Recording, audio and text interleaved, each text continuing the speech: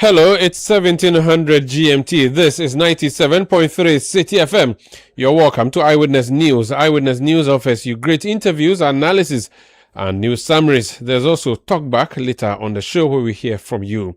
I am Umaru Sandamadu. This is Eyewitness News, and coming up tonight.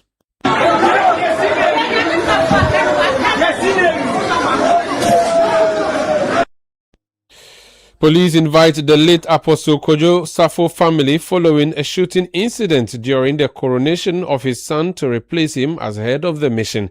We'll be hearing more on what transpired over the weekend. Also coming up, we'll take you to the education sector where the Ghana Education Service is planning to sanction heads of high schools who allow parents to engage in extravagant graduation ceremonies for their wards. And later on Eyewitness News, as many as 18 people die in the central region following massive rains followed by mudslide and more flooding. Stay with 97.3 Citi FM for more on this and many other stories on Eyewitness News. We are also going to bring you business news later on the show and of course bring you talk back. We are broadcasting from our studios in Accra, and we are interactive by going to our website citinewsroom.com. You can listen to us live, and you can also listen to us live on YouTube. Now, if you want to contribute to the discussion, the WhatsApp number is 0539 986 996 0539 986 996. You can also go on X and mention my handle at Umaru Sanda or at Citi973. Use the hashtag Eyewitness News, and we will read your reactions here on Eyewitness News.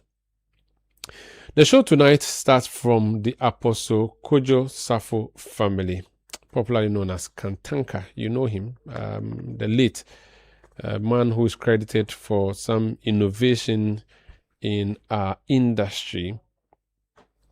Over the weekend, he passed away and there was a need for coronation and that turned bloody.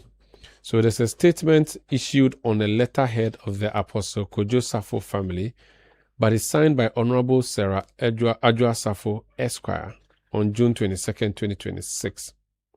I want to read parts of the statement for you. It says that the family wishes to assure members of the Christo Asafo mission, relatives, friends, sympathizers, and the general public that Honorable Adwa Safo is currently in a stable condition and responding positively to medical treatment. The family further wishes to assure all Ghanaians and stakeholders that, with the exception of Mr. Israel Nana Kojo Safo Akofena, all the children of the late Apostle Kojo Safo remain united and committed to ensuring a dignified and befitting burial for their late father. Clarification of the succession of Apostle Kojo Safo. The family has observed with concern the circulation of conflicting narratives regarding the succession arrangements of the late founder and leader of the Christo Asafo mission. In addition to the update above, this statement is also seeking to set the record straight on the succession arrangement as outlined by Professor Emeritus Apostle Kojo Safo prior to his demise. In 2017, Apostle Emeritus Kojo Safo designated his son, Mr. Israel Nana Kojo Safo, also known as Nana Kojo Safo Akofena, as his successor and entrusted him with the leadership of the church and oversight responsibility for the various business entities established by the founder. However, during his tenure, the family observed a significant decline in the fortunes of several businesses within the Christo Asafo conglomerate, leading to the collapse or near collapse of a number of those enterprises. Furthermore, several foundational principles of the church were altered during this period, while Mr. Israel Safo increasingly exercised authority without due regard for the founder and leader of the mission. These developments caused considerable concern to Apostle Kojo Safo. Consequently, in 2024, he took steps to revoke the mandate previously granted to Mr. Israel Safo. The relevant provisions conferring that authority were subsequently removed from the church's governing framework.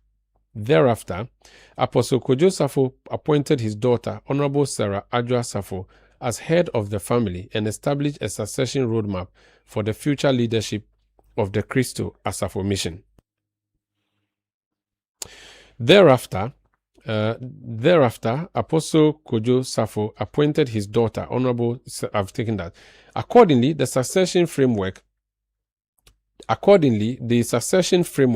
was amended and explicitly excluded Mr. Israel Safo from consideration for the leadership position. Following the passing of Apostle Kojo Safo on September 11, 2025, Honorable Adjoa Safo, with the support of her siblings, has continued to discharge the responsibilities entrusted to her by their late father and has served as the principal representative of the family. Now it talks about events leading to the shooting incident.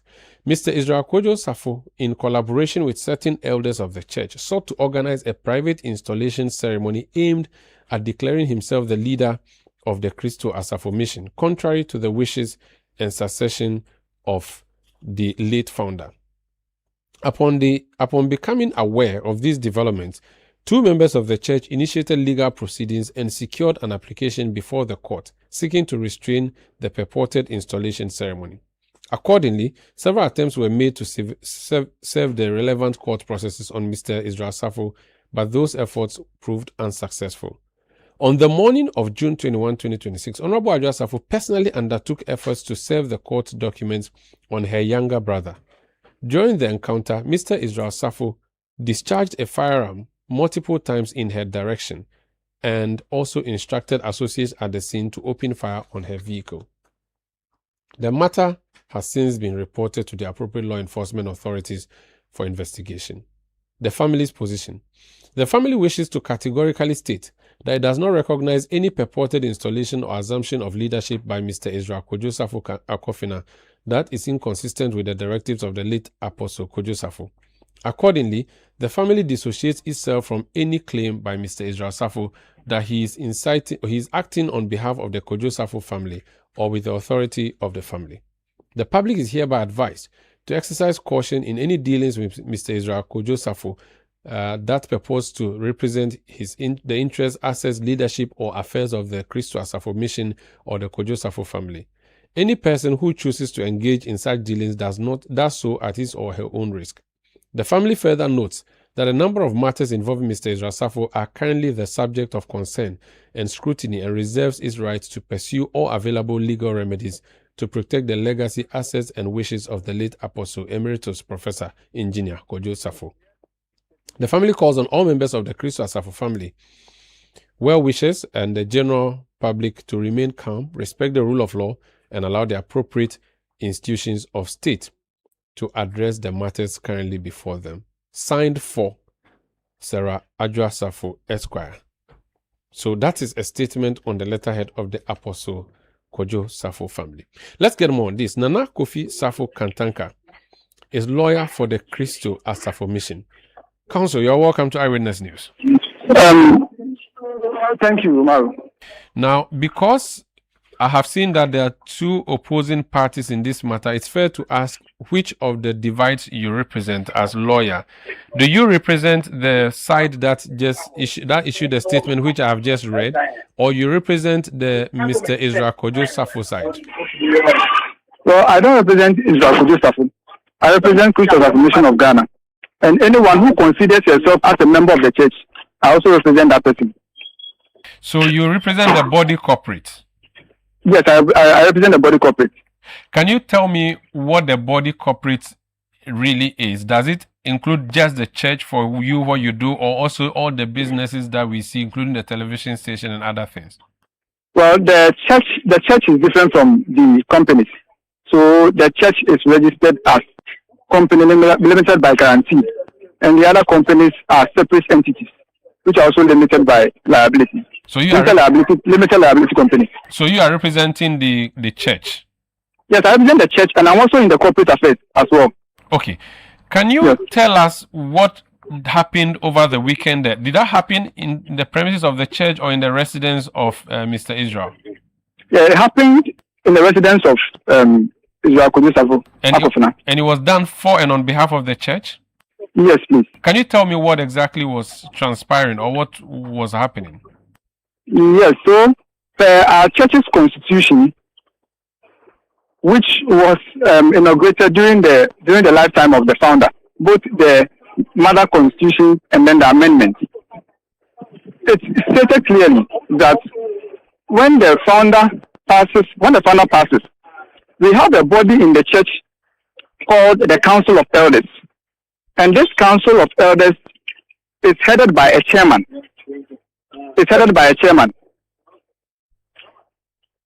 Hello? I'm listening to you. Hello, Council, can you hear? Hello? Yes, I'm listening to you. Okay, so it is headed by Council. The Council of Elders is headed by a chairman. And the Constitution stipulates that when the founder passes, the chairman of the Council of Elders will assume the position of the founder administratively. And the administrative position is the chairman of the General Council. However, the chairman of the Council of Elders will not assume in a substantive capacity. The chairman of the Council of Elders will assume that position in an acting capacity. So in short, when the founder passes, the chairman of the Council of Elders will act as the chairman of the General Council. And by General Council, it comprises all the leaderships of the church: men fellowship, women fellowship, youth, district, regional, national. So it represents the entire membership. So the chairman of the Council of Elders will automatically assume the position of an acting chairman of the General Councils. Now, the Constitution further stipulates that the acting chairman of the General Council will perform his role, or will assume the position for a period of 3 clear months from the time the founder passes. Now, upon assumption of performing the role in his acting capacity, the acting chairman of the General Council will see to it that the next leader is appointed by the Council of Elders. So he will perform his role within a period of 3 clear months after the passing of the founder. Now, the constitutional provision was invoked, and now the Council of Elders will now begin the process of appointing the new leader. So the process began somewhere late December, early January. The people who were eligible for that position were written to, and per our Constitution, it is stipulated clearly, per Article 26(1)(a), that the next leader in line will be the sons, the male children of the founder. The male children of the founder. So the Council of Elders have been given a limited pool to choose from the male children of the founder. The children of who are males, let me put it that way. So they wrote to, and now currently we have 3. So they wrote to all of them that they are conducting, they've started their consultation processes for appointing the next leader. So they cooperated, went through the processes together with Akofra and the 2 others. They went through the processes. They didn't interview. They didn't interview them. The process were there, fully documented. So I am not part of the Council of Elders. They are there. So that process is internal to them, well documented. So in a nutshell, they went through the process, and now they settled on Nana Kojusafo Akofina. So when they settled, I'm reliably informed by the secretary to the Council of Elders that he wrote to all the female children that they wanted to meet them and then give them updates. But before that, I'm also reliably informed that during the consultation processes, since the 3 male children are already involved, the Council of Elders also extended invitation to the female children that they want to also take their views on who they think qualifies for their position. And they are well aware that the 3 took part in the processes, including Akofina. So no challenges, since that time, no challenge whatsoever took place. And now they made a name known, and then the Council of Elders designated a particular date to introduce, not the inauguration. So they indicated that they will introduce Akofina to the public, or to the church members. And now after the funeral, they will do the grand durbar. And that's what brought up all these mishappenings. So yesterday, the pictures we saw was not a coronation or an installation; it was just an introduction. Yes, from what we were told by the Council of Elders. Who is this chairman of the Council of Elders? Is it somebody's name? Is there a name you can readily volunteer? Yes, Mr. Festus Owusu-Bedu. He's also a lawyer. Okay, so the council then decided. And coincidentally, she is also a mate to lawyer Adjoa Safo. They were mates at law school. I see. And it is this council that decided that Israel Kojo Safo Akofina should be the successor. Yes, please. I'm looking at a statement issued by, on the letterhead of the Apostle Kojo Safo family and signed for Sarah Adjoa Safo, who is a sibling to Israel. And that statement says that all the siblings are united except Israel Kojo Safo Akofina. What do you know about that? Yes. I haven't seen that statement. That's why I think I'm just hearing from your network. So I haven't seen that statement. But what I know is that he is part of the family and all that. But as to separating him, I think they can explain better. So you don't know about that. All right. There's another fact that has been established in the statement. It said that I'm not sure that I should say your client, because now Israel is your client, but also a member of he's a member of your client's group, right? Yes. The statement says that in 2017, Israel was appointed successor by the late Safo Kantanka, but he was subsequently removed because the companies and businesses were going down the hill. So in 2026, June 21, 2026, no, not that one. There's another part where it says that the father failed to now recognize him as a successor. What do you know about the successor or succession plan? The succession plan is found in the Constitution. That's what I just indicated. That the next leader in line will be selected among the male children of the founder. That's what the Constitution says. Yes. And even if you permit, I can read the provision to you so that you can know better. No, I think you have summarized it. That should suffice. Okay. But I'm looking at the statement saying that. So it says that the developments caused. This is the second paragraph on the second page of the 3-page paragraph statement. It says that this development caused considerable concern to Apostle Kojo Safo. Consequently, in 2024, he took steps to revoke the mandate previously granted to Mr. Israel Safo. Now, the question is that if the deceased founder of the church has decided that this person was not fit and proper to lead his organization, why is a certain council taking that decision in his absence? Yes, the amendment, the mother constitution expressly mentioned Nana Kojo Safo Akofina as the next leader, and then the father appointed him as acting leader of the church per Article 12(1)(a). And now that provision was expunged by the amendment that you are referring to. So when was the amendment done? Was it in the lifetime of the founder? Yes, in the lifetime of the founder. The lifetime of the founder. And he did not object to this. The siblings did not object to this. Oh no one objected. And it's not a founder. The founder together with his legal team. So how come then that this statement is saying that Apostle Kojo Safo Kantanka appointed his daughter Sarah Adjoa Safo as head of family and established a succession roadmap for the future leadership of the Christ Safo mission? Or you're suggesting that the head of family here is separate from the head of mission? Yes, perhaps, because what I know concerning the church, I speak from the Constitution and no other document. So maybe if there's another document, we can peruse.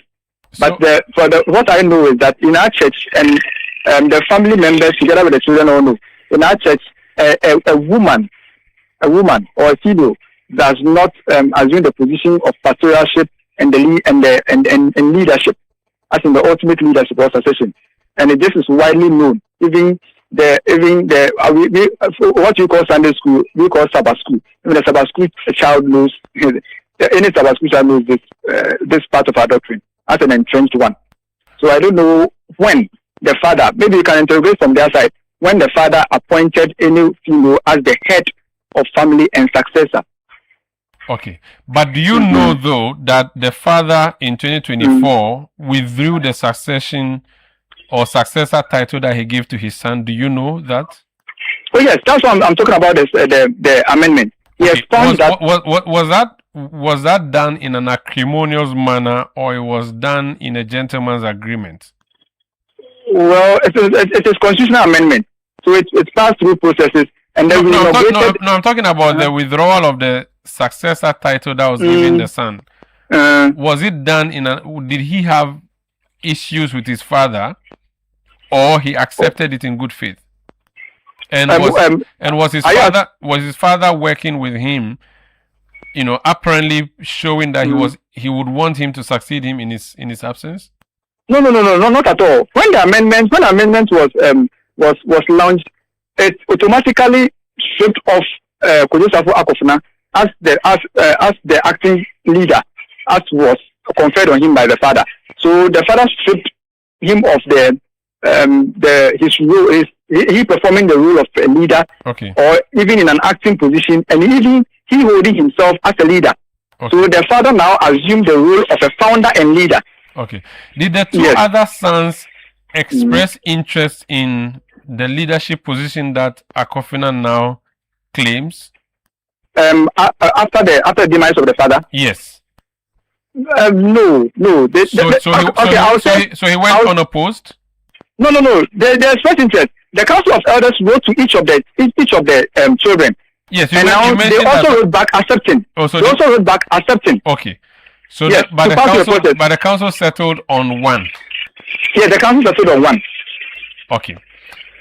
Now, it appears now that is a family against one person. You are lawyer for the church. Is that the kind of church you operate? No, that's not the kind of church we operate. As I indicated, the church is registered as limited by guarantee. It's a company, and the church has board of directors, and there are bodies in the church. As I mentioned, the Council of Elders. We have several bodies, procurement board. We have a number of boards. So the church is not run like a family, not at all.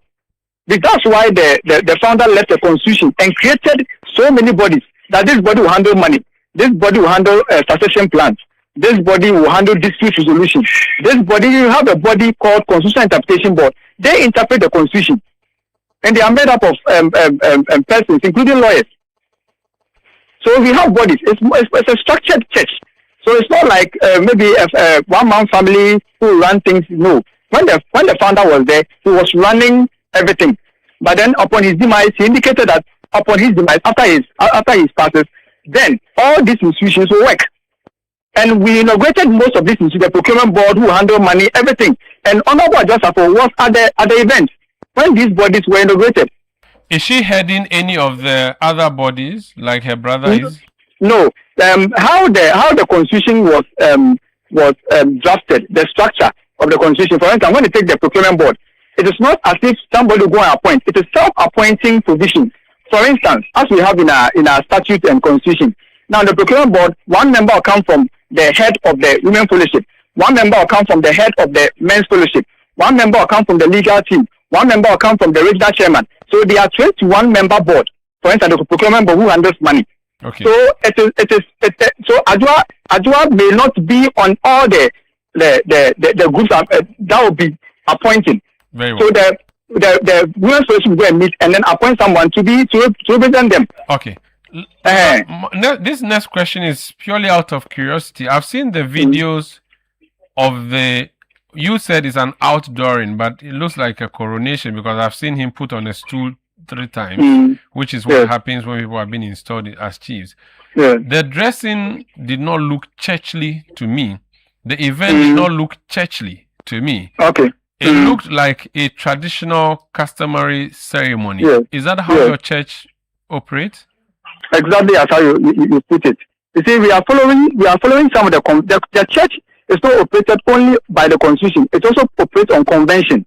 Whatever the founder did, which is not even stipulated in the constitution, it is part of the constitution, as we have in our Article 11 of the 1992 Constitution. Yes, customary law is part of our law. So whatever the founder did, his pronouncement, whatever that is not stipulated in the constitution, is considered as part of the constitution. Now, when the founder was alive, and Nana Kojo Safo Akofena was appointed by he himself as the acting leader, this was how the ceremony took place. It was purely traditional. And even then, it was even more traditional than this. he sat in Palanquin. The Queen Mother's came. It was pomp and pageantry traditionally, but this one is just an introduction. Yeah, so that's how we install our leaders. We go the traditional way. What kind of church are you then? So are you when you say Christo Asafo, is it the Yesu Christo, or there's a different Christo that you are an Asafo of? Yes, the Christo that you know. The Christo that came 2026 years ago, or died 2026 years ago, he prescribed in his religion, Christianity, that you do the kind of ceremony that we saw as part of your appointment of new leaders. Yes, it is Christo Asafo, and the Christo that begins with the Christo you know. But then we practice African traditional religion as part of our religion. So you essentially are looking in one bottle with two eyes.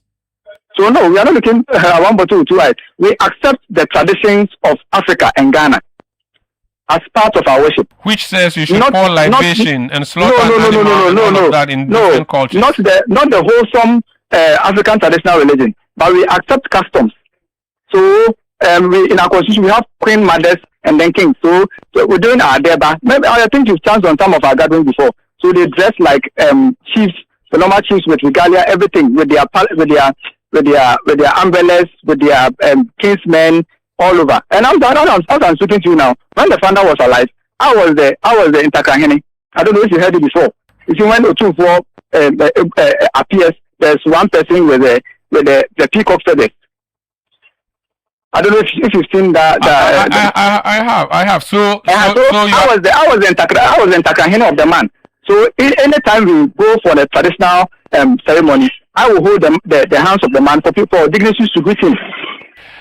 So do you believe in the Bible? We do believe in the Bible very much. But you also believe in eggs and schnapp? No, we don't believe in eggs and schnapp. We believe in African traditional religion that aligns with Christianity. We don't pour libation. Oh, okay. We don't sacrifice human beings and all that. But you do, but then and all those things. Yes. You swear oaths to smaller gods. Yes, we swear. Yes, no, we don't pour alcohol, but we take the oath as how we saw Akofena doing. So do you take that oath to Jesus Christ, to God Almighty, or to a shrine, or to a god? To the God Almighty. So you do kita what's that thing? How do you say it? Yes, you do that one. No. So I won't say Ntamkesia. Ntamkesia is with the Asante. But then we also swear oath to the Almighty God. Because as you know, traditional religions, they were also praying to God, but then they were praying through smaller gods. But then we invoke the oath to the Supreme Being. And so that explains why your church, you don't wear shoes when you are going. I've heard that you don't wear shoes into your church. Yes. We enter our church barefooted. Do you sing hymns? Sorry? Do you sing hymns in church? No, we don't sing hymns, but then we have choral groups. We sing choral groups. We do gospel, everything. I see. We sing gospel in our church and everything. Moving forward, as a lawyer representing the church, what is the status of Adwoa Safo since she was shot yesterday? Have you gone to check on her? No, we haven't checked on her. No, I mean you as a person, not we. No. Me as a person, I haven't checked on her. As I'm speaking now, I am at the CID headquarters with some of our people who are arrested. We need to attend to them. So I haven't been to. So maybe from here, I'll go there and then. But do you know how she's doing? Yes, I've got information that she's doing well. Who shot her? For that one, I can't tell. Even let me put on record. Even yesterday when the ceremony was taking place, I wasn't around. I wasn't at the ceremony grounds. But the statement said that it was Akofena who shot the sister. Well, from the snippet of information that we gathered on ground, he indicated that he never shot her sister. Are they from the same mother and father? No, they're from same father but different mothers. Which people have been arrested? Are they people who are members of your church? Yes, members of our church, the security guards. They were the ones who did the shooting? No, shooting in terms of shooting Adwoa. Yes. No, we have had conversation with them and they said they never shot at her. What's the police holding them for? Police is holding them for them. They holding firearms and all. Why were they holding firearms? I've seen weapons, rifles, big guns, Yes. looking like a movie. Yes. Looking like a movie. Is that part Yes, of your church structure that those people should have guns? No, no, that's not church structure. So that's a different setup. When the founder was alive, they were in that atmosphere, that same outfit and all that, and they are personal bodyguards of the founder, the founder's children, and the founder's installations. Because you welcome African traditional religion, that would be the blafo of the church. Maybe let's put it that way. But then when we go for gatherings, we have the real blafo with the charcoal in their faces and all. But the men who were carrying the guns, I want to know why they were there with the guns. Right. It is some of them, as I indicated, they got the residence of the founder and the founder's children. So since the ceremony was taking place at the residence of Akofena, so that's their post. They run shift and all that. So that's their post. So they got the house with those guns. Do we know who shot Adwoa Safo as yet, or any suspicions? No, and even we will be very much grateful if investigations are done quickly for us to know the perpetrators of that alleged crime. We'll be very much grateful. For us at now, we haven't established that the security agencies are on ground conducting a thorough investigation, and we are all backing it, because we will not tolerate any bloodshed during such a program, and bloodshed on any member, including the founder's daughter. The people you are representing, have they been granted bail, or what's happening in the police station? Unfortunately, they were detained yesterday. The security guards, they were detained yesterday. So I wasn't present. I mean, you went there today. Did you manage to get bail for them? That's what I mean. No, they haven't been granted bail. The police are taking them to court? Yes, we are reliably informed that maybe by tomorrow they are in before court. Thank you so much for speaking to us, sir. Most welcome, Mario. That's Nana Kofi Safo Kantanka, his lawyer for Christo Asafo Mission. Nana Kofi, are you still there? Nana Kofi, are you still there? Hello, Nana Kofi. I was just going to ask him whether he's related as well to the Kantanka family. This Eyewitness News on 97.3 Citi FM. So that's Nana Kofi Safo Kantanka, his lawyer for the Christo Asafo Mission. That story from events that took place over the weekend. Very disturbing scenes indeed, where former Member of Parliament for Don Kwabenya, Sarah Adwoa Safo, former Minister of State, was shot at an event organized for the installation of her brother as leader of the Christo Asafo Mission. And you've heard that some people have been arrested and taken to the police station. This Eyewitness News on 97.3 Citi FM. If you're just tuning in, Eyewitness News started 34 minutes ago. The show now starts from 5 p.m., not 17:30 GMT or not 5:30 p.m. And we are live across Ghana on a number of affiliate stations. So we are on Beach 105.5 FM, Sky 93.5 FM. They are both based in Takrady. We are in the Bono region on Greener 95.9 FM in Sunyani. We are in the Hafo region on Hammers Radio 106.5 in Gosso. In the Ashanti region, we are in Kumasi on Focus FM 94.3 and Orange 107.9 FM. In the Volta region, we are in Tajevu on Revival 99.3 FM. In the Northern region, we are in Bimbila on Radio Bimbila 91.9 FM. We are in Upper East on Pure 100.5 FM in Navrongo, Bolga 102.7 FM in Bolga Tanga, and Gumzang 90.1 FM in Tongo. Then in the Upper West region, we are on Tongsung 97.3 Citi FM in Wa. I have in studio Nana Kojo Nsafwa. He is a member of the New Patriotic Party. He was part of the people who contested wanting to be flag bearer. Now the party is at a moment where it is challenged, and a comment that was made by a former member of parliament, Kennedy Japon, is leading to loss of talk. He has an opinion that I'll be engaging him on, but that would be after the latest news summaries from Fafa Melody Botife. Well, in more news, the Ghana Education Service says heads of schools who allow lavish post-West African senior school certificate examination celebrations and the presentation of expensive gifts to students on campus will face sanctions. The directive forms part of a new ban announced by the GES on extravagant post-examination celebrations and graduation ceremonies in schools. Speaking at a press briefing in Accra, the Director General of the Ghana Education Service, Professor Ernest Kofi Davis, said the growing trend is creating inequality among students and shifting attention away from academic achievement. Directive by the Honorable Minister for Education, Honorable Harun Edrisu, to the Director General of Ghana Education Service. All post-examination flamboyant celebrations and graduation ceremonies are banned until further notice. Heads of schools who allow post-examination flamboyant celebrations and the organization of graduation ceremonies on their campus will be sanctioned. All regional directors have been directed to ensure strict compliance to this directive. We believe that schools are designed to promote social equalizers where merit and personal effort take priority over economic status. Well, he said parents who wish to celebrate their children's achievement can do so at home rather than on school premises.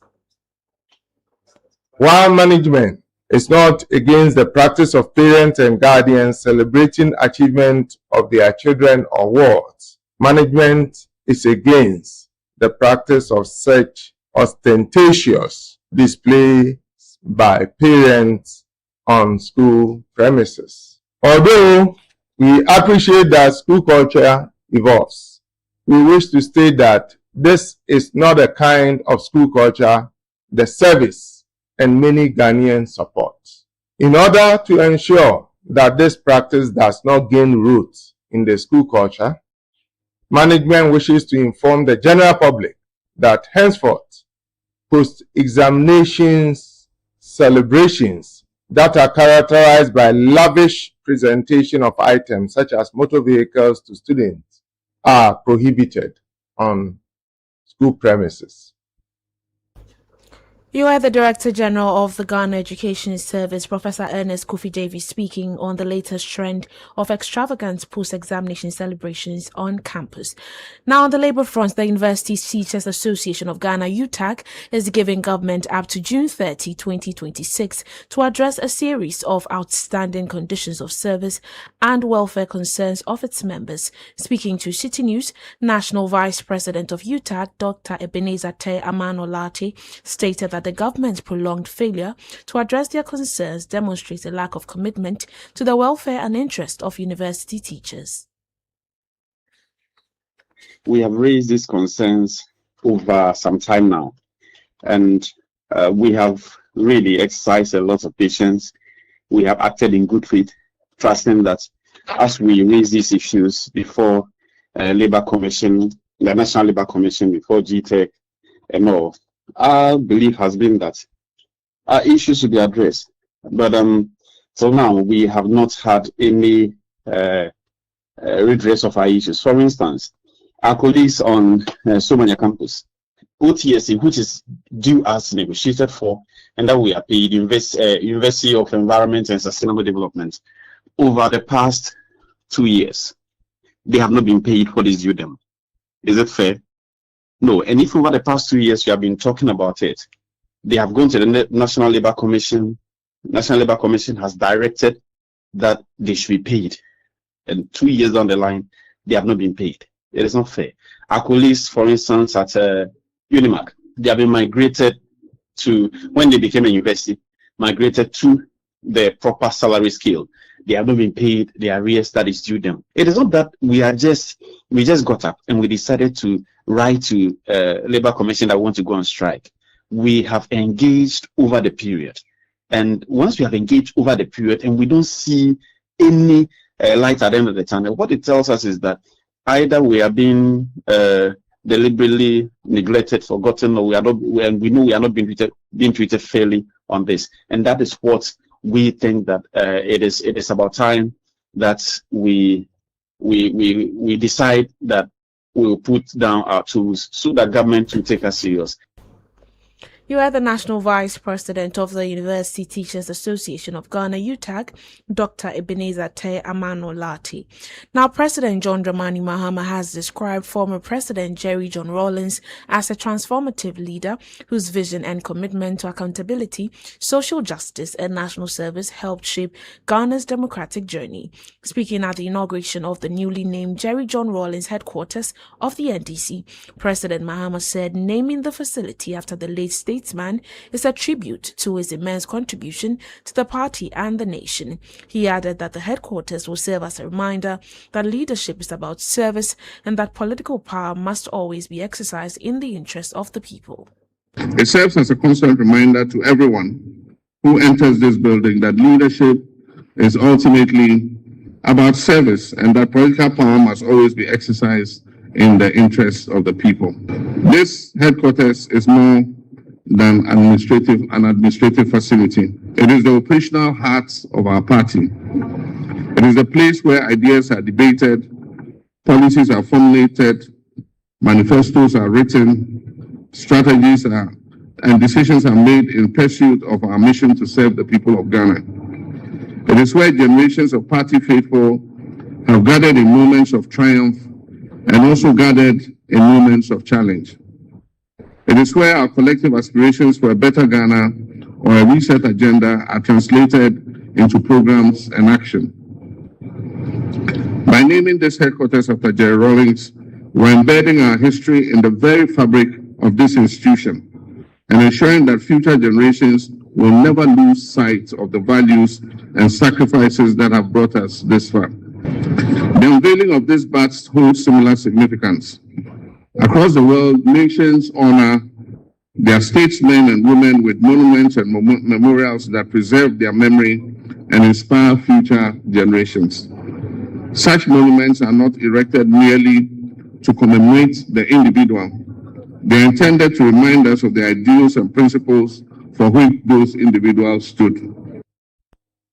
Meanwhile, the son of the late former President Jerry John Rawlings, Kimathi Rawlings, has thanked President Mahama and the NDC leadership for their efforts in making the historic event a success. I wish to convey our profound gratitude to the National Democratic Congress for this extraordinary honor bestowed upon our father, Flight Lieutenant Jerry John Rawlings, founder of our great party and central figure of the political evolution of modern Ghana. Today has been much more than a ceremonial occasion. It has been a moment of reflection, remembrance, and recommitment. By naming this headquarters after Flight Lieutenant Jerry John Rawlings, the NDC has permanently inscribed his name into the very home of the ideals, sacrifices, and aspirations to which he devoted his life. The enduring recognition is not simply about honoring a man. It is about preserving and reaffirming the values that inspired a movement and helped shape a nation. You are the son of the late former President Jerry John Rawlings, Kimathi Rawlings. And that was Fafa Melody Kpotufe of the Citi Newsroom, who brought us news summaries. This Eyewitness News on 97.3 Citi FM. I'll be introducing my guest after this, please stay. Eyewitness News. Be there as it happens.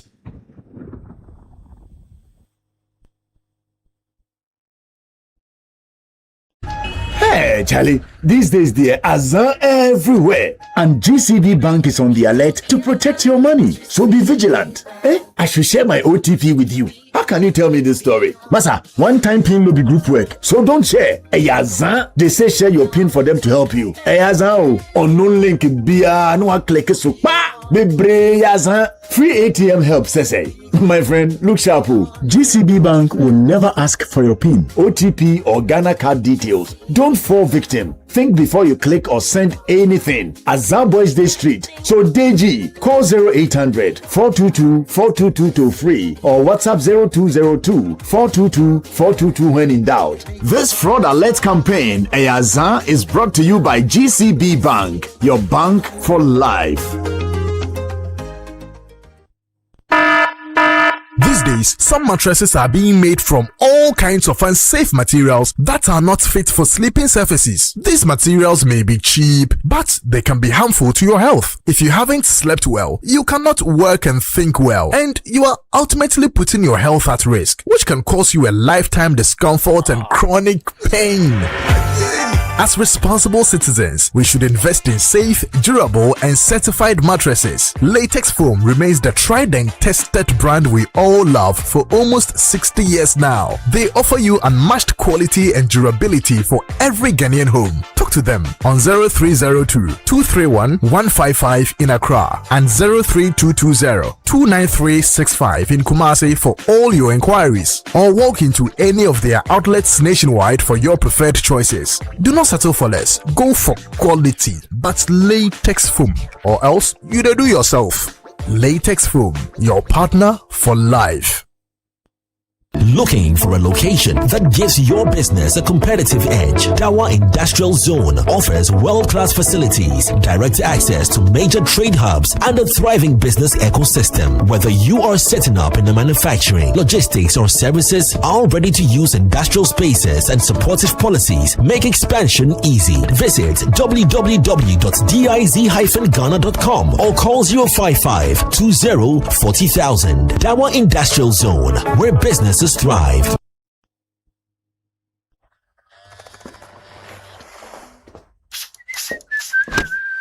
Charlie, trim I'm nice. I get some serious meeting. Allah, motion. But Charlie, no credit today. Oh, but you relax. Momo day. Hey, what funny. Yes, so I borrow small, sort myself out, I pay back. We move. Spot there. Ah, Charlie, you sure say you dey pay back? Yes, so that anytime somebody else they need them, Momo day. Be like I for can't borrow some more. Hey, you this boy. Don't go there and disgrace yourself. Allah motion. Responsible borrowing be the real flexo for today's needs and tomorrow's dreams. Borrow, sort them, pay back. Momo day.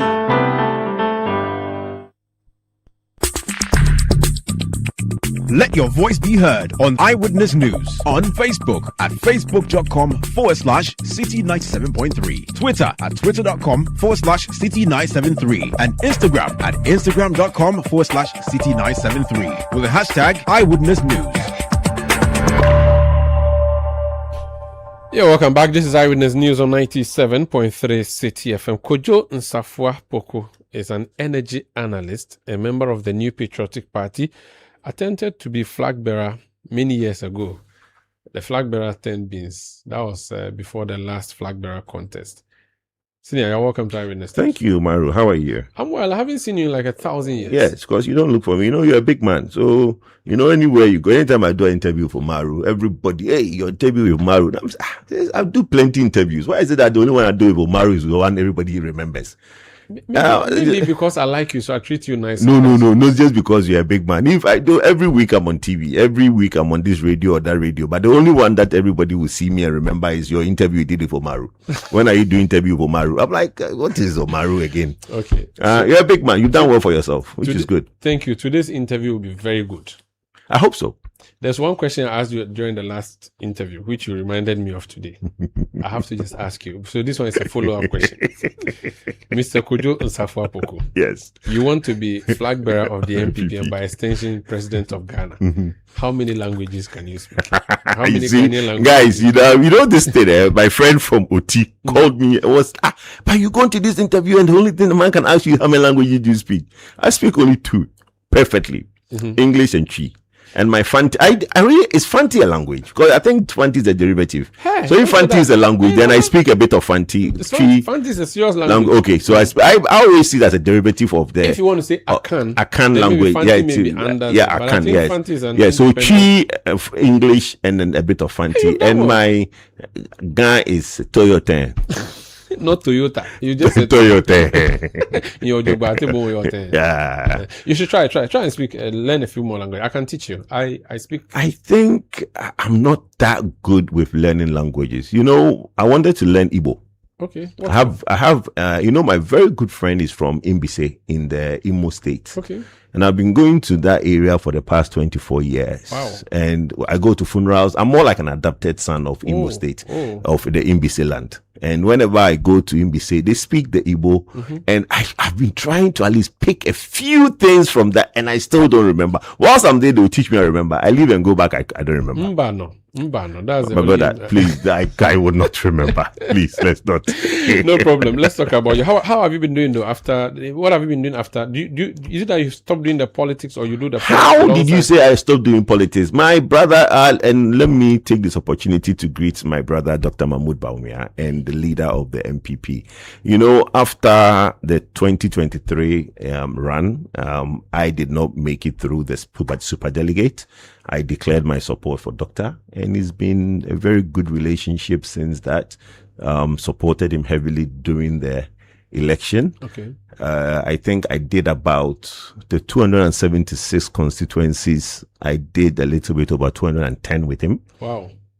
210 constituencies with Doctor. I think he gave you some appointment. No, I was the chairman of the manifesto committee. I was the chairman of manifesto committee, and then after the chairman of manifesto, like I said, I mean, some of us tried as much as we can to give him the moral support, and like I said, we did quite a number of the constituencies with him, but it didn't go the way we wanted. But immediately after, I sat with him and said, look, if he wants to contest again, we will support him. And I supported him for the 31st January 2026 election. And God willing, we did a lot of good work and hard work. And Doctor is now our flag bearer. So look, I've been on, at least I do the communication now a bit more effectively. Before I wasn't doing as much, but now I've said to myself, look, it's all hands on deck, right? So I'm doing at least 2-3 times a week. Communication. Media. Do you think the MPP is attractive to the Ghanaian today? The anger from 2024, are you sure the anger is gone? You see, when I always use this analogy. When there's a beautiful girl that is in a marriage, and there is another man who comes in and bring this car rental and say all these nice things to the girl. Meanwhile, the relationship that she's in, she thinks that the current man is not doing much. But meanwhile, the current guy has a car. It's not a rental. It's not as new. But there's a new man who has a rental and telling you all these things that he would do.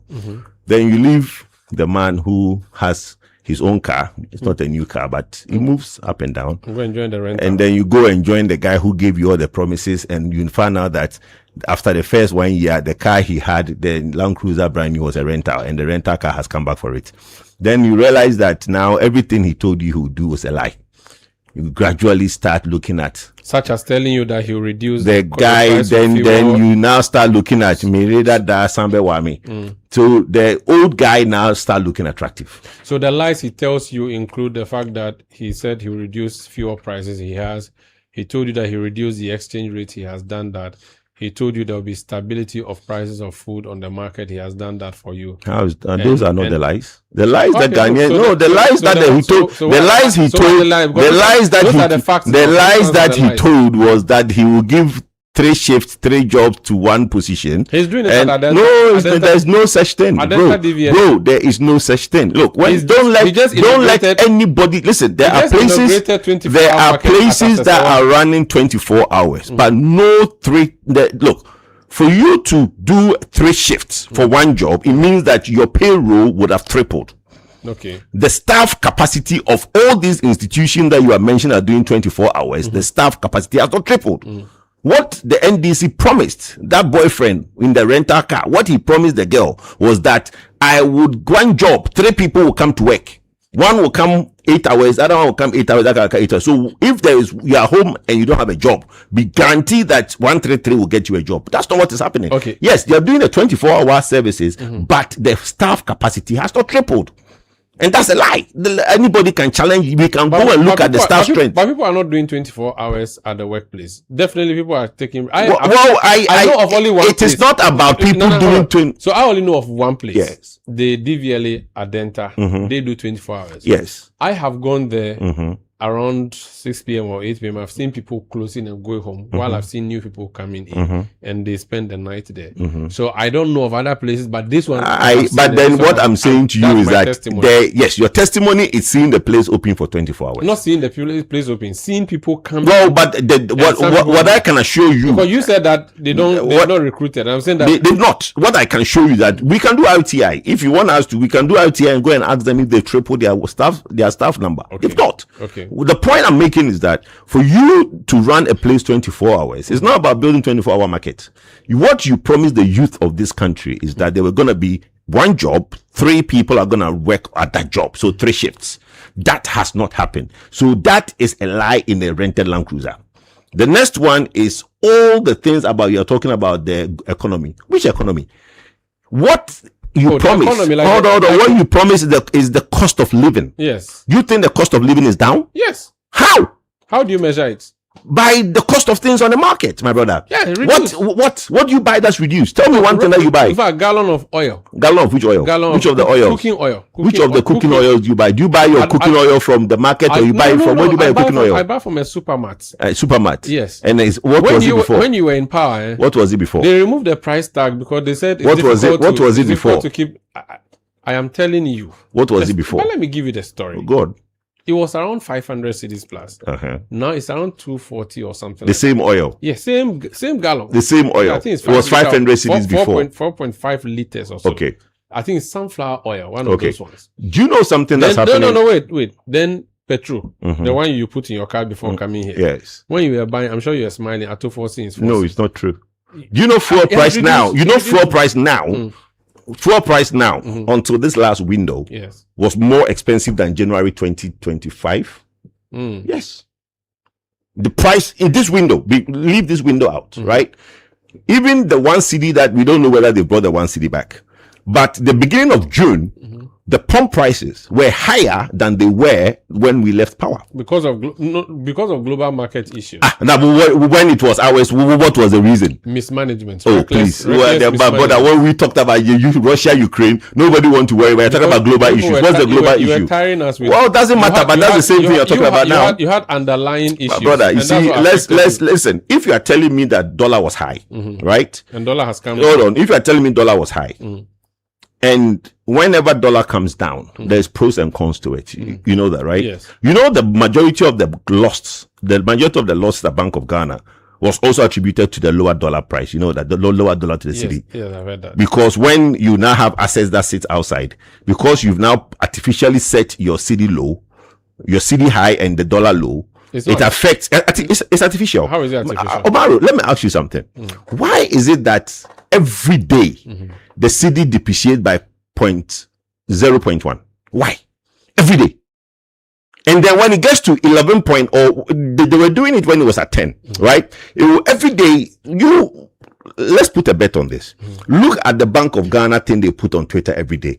Every day, the city would depreciate by 0.1. What's your point? My point is that there is no stability, because every day, if there's stability, it shouldn't move.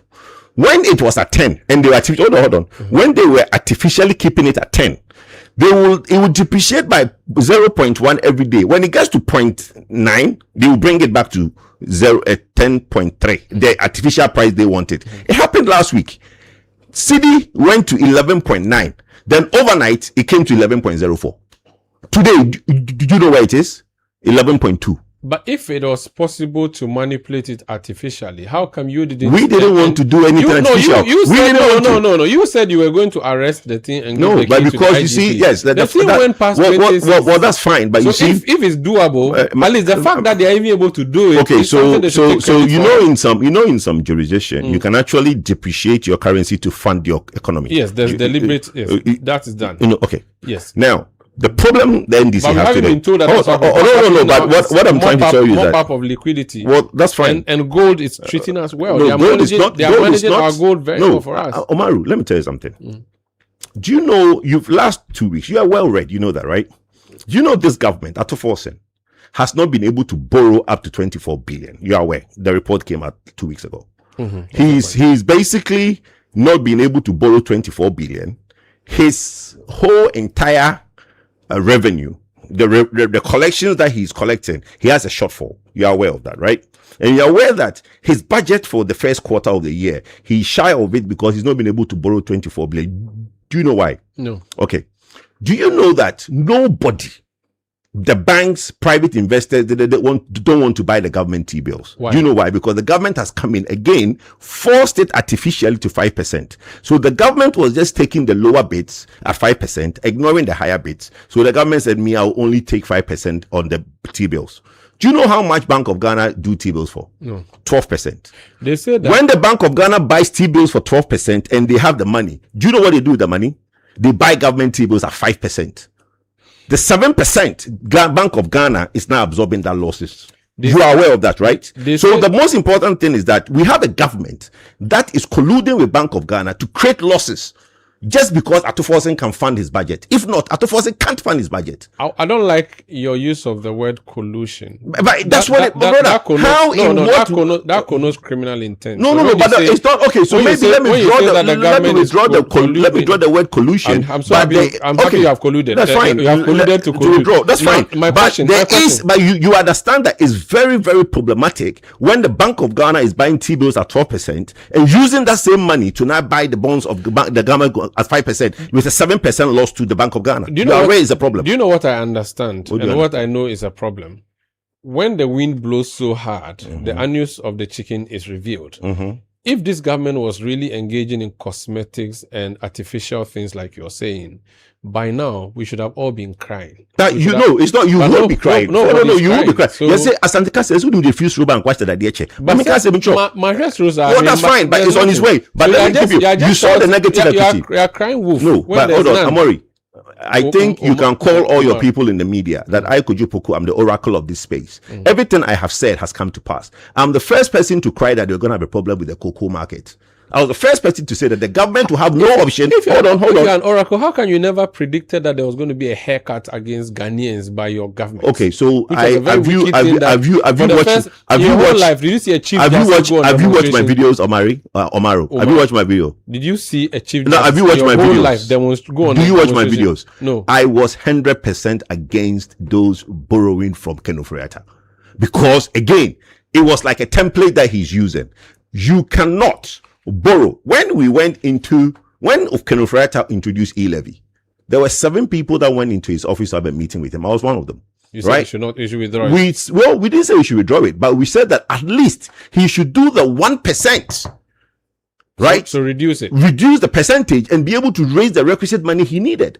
Because if you do not, the hole in your budget, I criticized the whole in Ken Ofori-Attah. Did you tell him that demolishing the toll booths was a very bad idea? But the toll booth was not necessary. We all knew it was not necessary. No, I mean collapsing. Omaru, what I'm saying to you, go watch my videos on my criticism of Ken Ofori-Attah. Let me ask you. I criticized Ken Ofori-Attah on his budget and his expenditures. Do you think Ken was an incompetent finance minister? No, he was not an incompetent finance minister. You see, we make choices.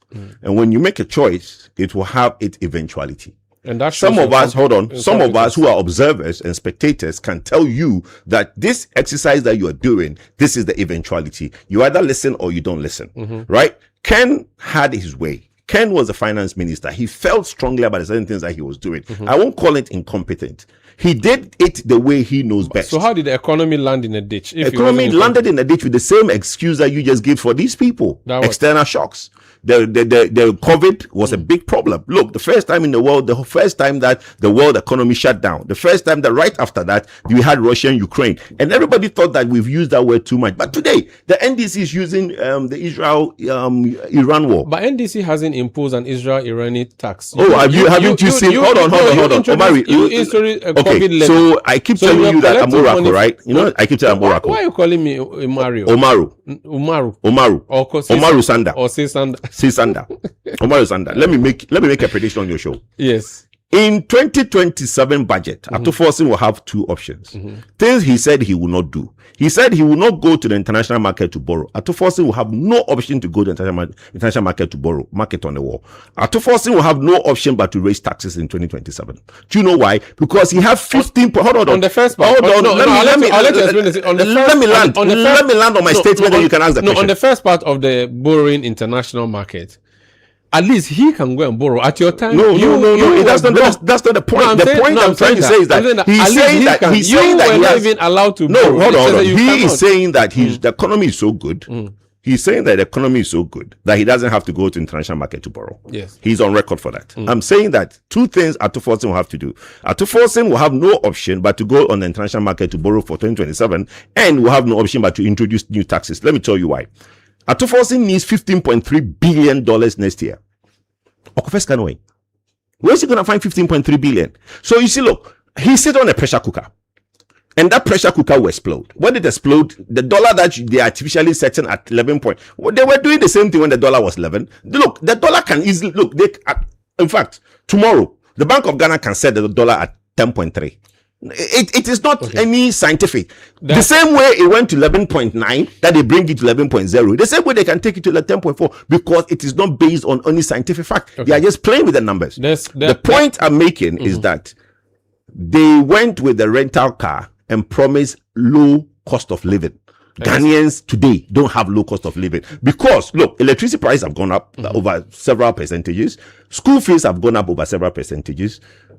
General things in life, even pay. Do you know you drive, right? You drive, you have a car. Yes, a very small one. To pump your tire. You know, before you can pump your tire for 1 cedi. Now it's 4 cedis. It's 5 cedis, I think. Thank you. No, I don't know. I don't remember how much it was in it was 1 cedi. It was 1 cedi before. I don't think so. I'm telling you. 2024. Yes, to pump your tire was 1 cedi. Oh, Mali. Now it's 5. I'm telling you, why would that Mali? It's 5 cedis. Are you sure? I'm telling you. I'll go to my vulcanizer. Go and find out. Ask your vulcanizer. And it's even worse in cantonment. You know, there are some words you've used in your submission a few minutes ago that I want to use to introduce my next topic. You said pressure cooker. What did you say? You said 2027. You have no option but to go to the international market and raise money. So pressure cooker, 2027, something will explode. Yes. You know what's going to explode? What's going to explode? The new patriotic party will explode in July 2027 because you're on a pressure cooker, according to Kennedy. No. That pressure cooker will be diffused. Let me tell you why it will be diffused. You see, July 2027. No, I know what my uncle Ken said. July. Yes, I know what my uncle Ken said. And I think there was a lot of anger in his voice, right? And I think for me, where he lost all of us is when he said MPP4. At least this one, he didn't say MP4 Muye Jimmy for like well, that's fine, but those are things in the past. But he said he will show you. See, that's fine. But you see, I think that there was a lot of anger. You should be scared. He's holding. No. Because he said he has but let me give you one better. Yes. You know, in Chi, we say that Okomfua Osikrobe Otimubi. You know why the Ekrofono? Do you know exactly? I was coming to that. You know why Ekrofono? They say Otimubi. If the sentence was that Sanka Okomfua Osi Obesekro and Kiamane Intina Krumho. Okay, so this one is just prediction. Thank you. What I'm trying to explain to you is that if you come out and say you have a problem with individuals in the party we're all part of. You see, we're all part of MPP. There are people in MPP are not happy with me, and there are people I'm probably not happy with. But we all meet and we are cordial because it's an association that brings us together. We'll meet on platforms and stages that we probably don't want to see each other, but we'll greet and go and sit and do a bit and go. In the name of what? The umbrella, the MPP party. Don't say Can umbrella. You imagine? I was going to use the umbrella. It means that Tafia. Justin Kodia Frimpong, please withdraw his membership. He's an NPP. All under the bigger body of MPP, right? Now, if you look at, if I have a problem with somebody in the party, I would basically deal with that person. And I keep giving this advice to a lot of people on MPP platforms. When people have individual problems, they tend to blame the party. And I think it's wrong. So my uncle Ken was not happy, or he is not happy with Abronye. He's not happy with a lot of people, right? Coca and the names that he mentioned. Coca talked about his head. Well, that's fine. But you know the funny thing, I'll get to that in a minute, but let me make my point.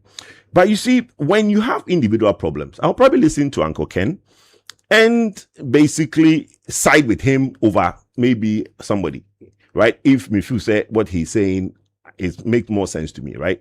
And we will now sit and say, Masa, what you did, you didn't do, I apologize to Uncle Ken. But when Ken immediately now makes that statement, MPP4, then at that point, all our phones started ringing. The young ones can't sleep. The young ones are worried that, at least there were 23% of MPP4 that voted for Ken in the 31st election. 23%, right?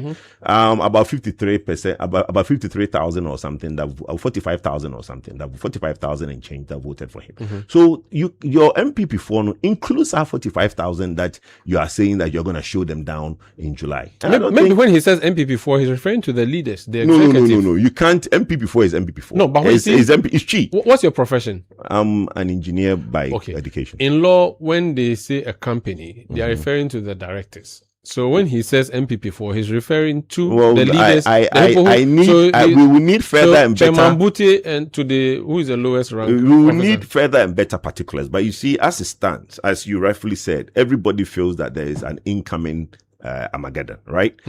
Where if nothing is done, we are going to have. But my point is this. The party is going to nip it in the bud before we get to next year. Really and truly, I hope. How would you do that? Okay, so there are elders in the party.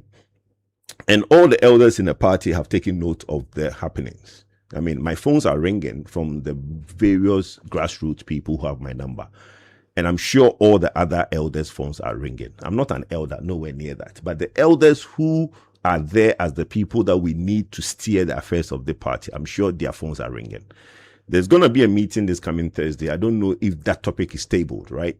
But for nothing at all, I think that if nothing happens between now and September, because we are going to have the constituency election, the regional election, the national election. If nothing happens between now and the new executive taking place, the first order that they have to deal with is to deal with the MPP4 and threat by Kennedy.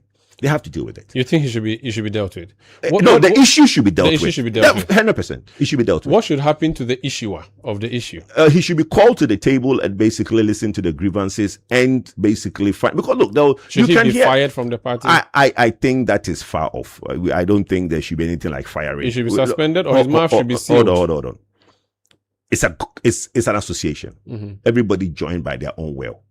If you join with your own voluntary will, then abide by the rules. If you can no longer abide by the rules, by the same way you voluntarily join, you voluntarily go. It's very simple. So he should abide by the rules of the party. Everybody in MPP today are fighting one common enemy, and it's the NDC. The rules of your party says you should speak truth to power. He's speaking truth to your leaders. No. Street, okay, Chief. You know there are families of 10. A mother, a father, and 8 siblings in one house. There could be cases where probably the youngest sibling is not talking to the father, but the father will still pay his fees, right? There could be arguments in the house, but at no point would any of the kids say that they are leaving the house. They will fight among themselves. So the MPP family is a family that we will fight among ourselves, but nobody leaves. We will stay and resolve our issues. But the minute one person goes out and threatens the fold, that's where the problem starts. And what Ken did was that he issued a threat to the entire MPP. I saw your video that you did on this matter, and you say that you think that there are some older people in the party who are behaving in a way that the young people appear to be toiling in vain. Yes.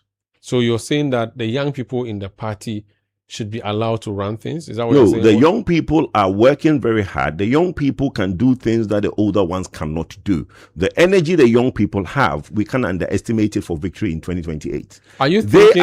They form over 90% of this party. So we cannot take their toil in vain. So if the young people, the only hope they have, a lot of people have been sacked. The man in the rental car that went and talked to the girl and gave him fake promises came in and sacked all the house help and everybody in the house, sacked everybody. A lot of people who had jobs, well, that's fine, but a lot of people who had jobs before 2025 are all been sacked. They are home. And my brother, Dr. Baumia, has promised that all the people that were unlawfully dismissed will get their job back. So these people have only one hope for MPP to come to power. But you see, the problem for you is that for you, even when you empower, you're sacking the people. You sacked 2 booth attendants. They were disabled people who were were taking care of Tobu. You sacked them, didn't give them jobs. You didn't post nurses. You didn't post teachers. Everybody was demonstrating and complaining. Bank people, you sack them. They went never sack bankers. Oh, you collapse the banks. So no, the banks were already insolvent. You sent all of them home. Omaru, you know the banks were already insolvent. In fact, when I was doing Eyewitness News the past 2 or 3 years, every time there's a group of either Black Shield, then the customers are complaining, the workers are complaining. So you didn't sack the people when you're in office. That's fine. To do a table, tit for tat, right? Nurses that were getting jobs under the MPP and nurses not getting jobs today. Nurses who are listening can call in and tell you what they will prefer. Teachers will tell you what they prefer. Nurses and teachers, youth unemployment is at its high now. MPP within 8 years MPP in its 8 years employed more nurses, employed more teachers, and there was plan with Agenda 111 to put in place 60,000 allied health workers, including about 30,000 nurses. Today, the NDC have abandoned the nurses. So another example of the guy who came in a rental car and lied to the girl. Moving forward, this Kennedy Ejapon matter, you think that he should be dealt with? No, I think the issue should be dealt with. But he's a grown. No. You see, there are two different things. When you say you have to deal with an individual, it's different from dealing with the issue. No, it's two different things. If I insult you, will you deal with the insult? No, it depends if you are my agent. No, hold on. If you insult your father, right? If you insult your father, my father will deal with me. He will lash me. Thank you. Good. That's the bit exactly. But if you are in association with a friend, with a father. No. That's what I'm saying. That is why your father will deal with you. That's why I'm giving you that instance. Okay. We can't deal with Kennedy because he's our Penny. So we can't say you're going to deal with him. No, so if Penny has said something I don't like, but it's in the realm of our respected background of culture. You are afraid to say that. No, I'm not afraid at all. How am I afraid? No, because I'm respectful. In our culture, in our Kan culture, we can't say that they're going to deal with Penny. How dare you? No, Penny 4 will deal with him. No. But the matter will be dealt with. If the matter is resolved and he is not happy, it's an association. Then he will make a decision. But don't say that we are going to deal with him. No, it's disrespectful. If he makes a decision to leave, can the party survive his exit? 100%. Nobody is bigger than MPP. Nobody is bigger than any political party. Look, I give you from day one. Busitano left, NDC survived. Obeda Samuel left. Hold on, let me give you. Obeda Samuel left, NDC. Hold on.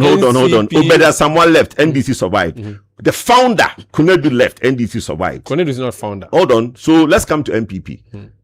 Until 3 years ago, no, if you ask until 3 years ago, hold on. Wait. Konedu is not founder of NDC. Are the Rollinses not the founders of the MPP?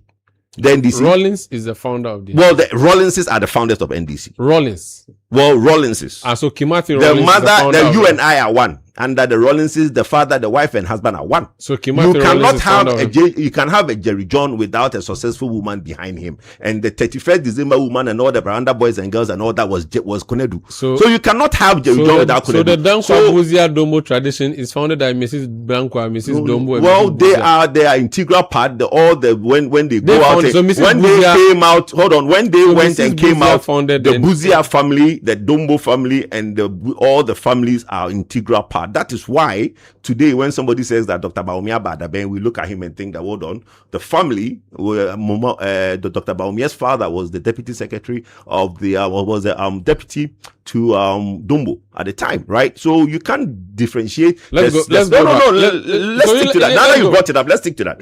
You cannot take away the successes of the family from the leader of the family. But the point I'm trying to make so Konedu is not the founder of NDC. Well, that's fine. The Rollinses are.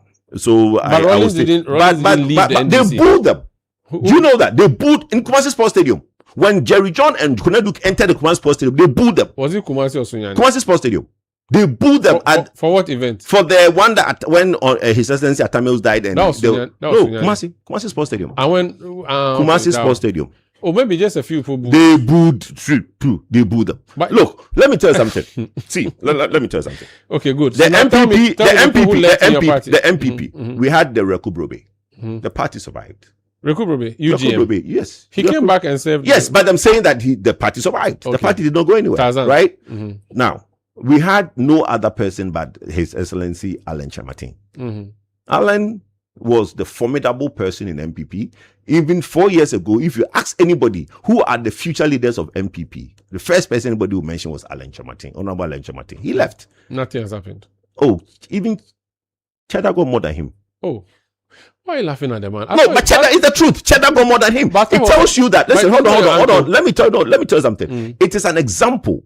Go and look at the Ashanti March for Allen.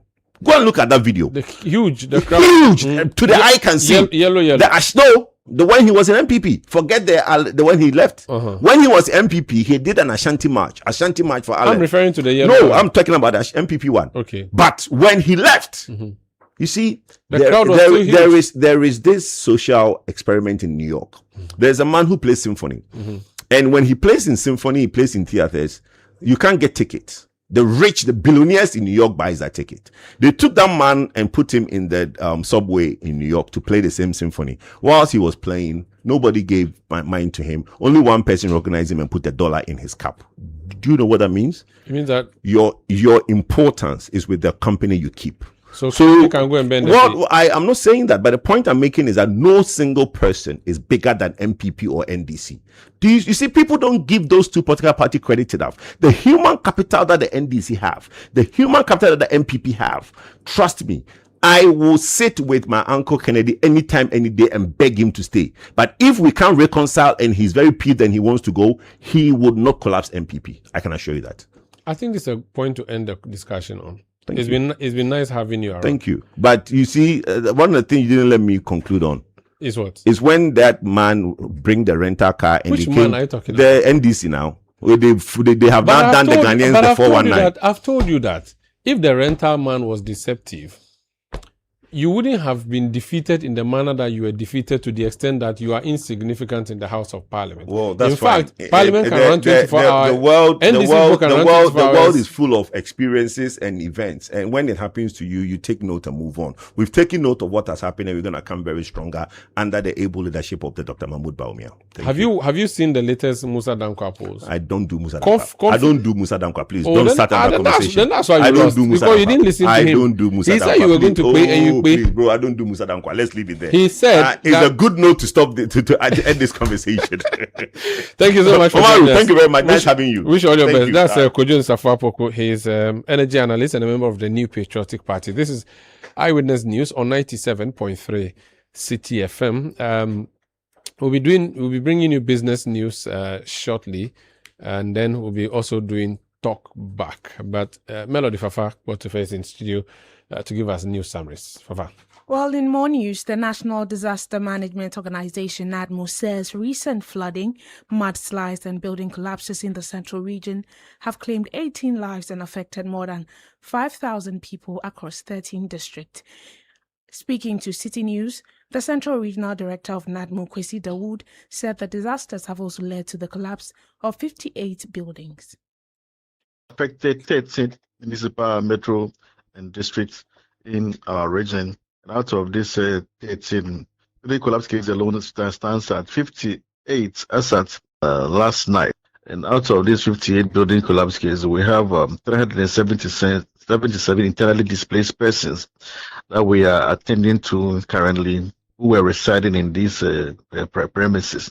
Out of this number, we have over 5,000 flood disaster victims spread across 13 districts currently, who are outside the 377 victims of the building collapse incidences, in addition to 18 recorded deaths as a result of building collapses, others to drowning cases, others as a result of mudslides, landslides, and fallen trees incidences. And so we are currently on grounds conducting a thorough, data-driven needs assessment of the situation as well as the victims. Mr. Dawood warned that NADMO's resources have been significantly depleted following the series of disasters since May, and appealed for support from corporate bodies and the general public to aid relief efforts. Knowing that our resource stores have been depleted as a result of the incident, the several flood-related disasters from May this year up to now, We are currently appealing to corporate Ghana, the non-governmental organizations, peace-based organizations, philanthropists, and other individuals to come to our aid with relief support. We need urgent relief support assistance for our disaster victims. It can be in the form of food items, maize, rice, beans, cooking oil, canned fish, or non-food items, student mattresses, blankets, polymats, mosquito repellent, mosquito coil, soap, washing powder, bills of youth clothing, and others. You are the Central Regional Director of NAT Mokwesi Dawood. Now, in other stories, 8 persons have been arrested in connection with the recent violence in Nkwanta South in the Oti region. The disturbances left 3 people dead and several others injured, prompting the Inspector General of Police to deploy a special operations team to the area.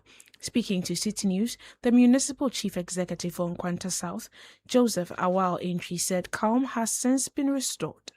Now calm have been restored in Nkwanta, and the security are doing their work diligently. Our hope and prayers is that we'll continue to enjoy the calm that we are having now. And then again, some steps have been taken, some arrests have been made, and it's all under process. So as we are speaking now, Nkwanta is calm. Businesses are going on. Today, being Monday, it's a market day here in Nkwanta. So this incident happens about 4 kilometers away from the municipal capital. So the security are deployed there to make sure we arrest all the culprits and then make them face the full rigors of the law. So far, per the data I have, about 8 people have been arrested in Nkwanta South. He, however, called on the Judicial Service to expedite the prosecution of the suspect to serve as a deterrent to future attacks. We hope and pray that this culprit that have been arrested will face full rigors of the law. And again, we want to also say that we plead with the Judicial Service to fast-track these cases for us, because sometimes these people, the same people will be arrested, sent, and then within a week or 2, they have been given bail and they come back jubilating, pouring powder on themselves, as if they've won some victory. But we want to pray and beg authorities that things will be fast-tracked so that whoever is involved will face the law, so that Nkwanta will have its total peace. Joseph Awal-Entry is the Municipal Chief Executive for Nkwanta South in the Oti region. Thank you so much, Fafa Melody Botufe, bringing us summaries from the Citi Newsroom. This is Eyewitness News on 97.3 Citi FM. We'll return with business news. Please stay. Eyewitness News. Be there as it happens. A bank that supports you. A bank that cares for you. Hand in hand, we stand with you. So lift your head up, big dreams are waiting. We'll walk with you wherever you go. With all your dreams come alive, CBG will make you smile. We will rise with you. Your business will flourish, your name will stand out. Consolidated Bank, CBG, we stand with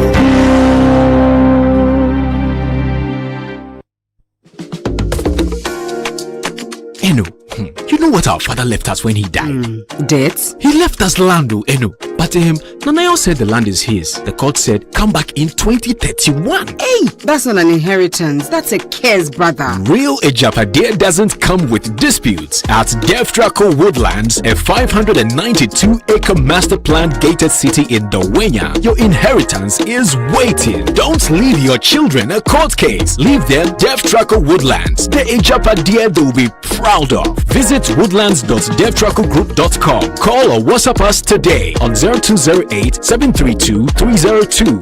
Kofi, I think we need to call them. Deftraco Woodlands, where your roots run deep.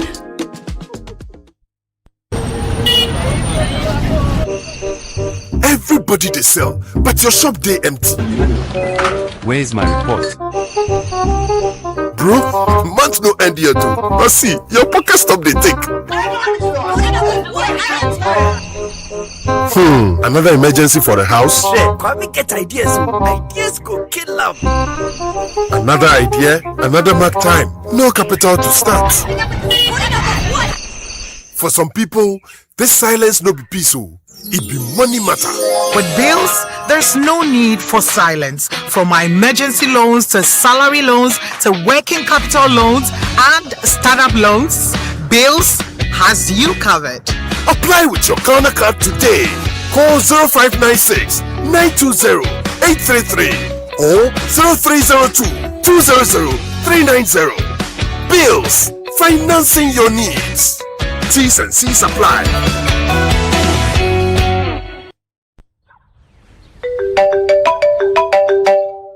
Hello, good afternoon. I am calling from your bank. We are currently experiencing a system downtime, so we need to secure your account.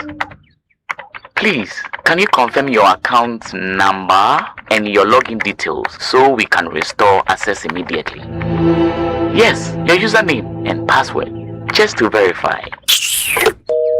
Beware of fraudsters. Your bank will never ask for your login details, PIN or password over the phone. Shine your eye. Spot the fraud. Stop the fraud. This message is brought to you by the Ghana Association of Banks. If you spot the fraud, you go fit to stop the fraud. Make you know they lose God.